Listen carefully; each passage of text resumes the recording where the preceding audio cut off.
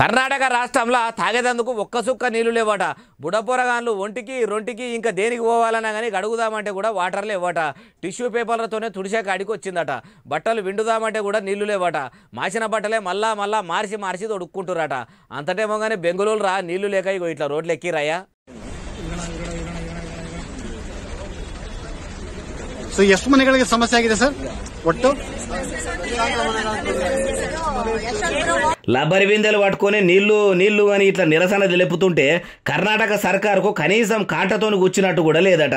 అయ్యా ముఖ్యమంత్రి సిద్ధరామయ్య గారు, ముందు చూపు లేకుండానే ముఖ్యమంత్రి అయినరా? మీ కాంగ్రెస్ ఏలుబడిలోకి వస్తే మా కష్టాలు తీరుతాయనుకుంటే కండ్లల్లా నీళ్లు తప్ప ఇండ్లల్లా నీళ్లు లేకుండా చేస్తీవి. ఇందుకేనా మీ షై సర్కారును గెలిపించుకున్నదని ప్రజలు దూపకు నీళ్లు లేక ఎండిపోయిన నోరుతోని ఎత చెప్పుకుంటురు. ఒక కర్ణాటకనే కాదు, ఇటు తెలంగాణలో కూడా ఏం చక్కదనం లేదు. దేశంలో ఉన్న తతిమ రాష్ట్రాల్లో కూడా నీళ్లకు తండ్లాటనే ఉన్నదట. బెంగళూరులోనైతే ఒక ట్యాంకర్కు 1600 అడుగుతున్నారట. అమ్ముకునేటోళ్లకు నీళ్లు దొరుకుతున్నాయి. ప్రజల కోసం పనిచేసే సర్కారుకు ఎందుకు దొరుకుతలేవు అంటారు ఈ ముచ్చటిన్నోళ్ళు.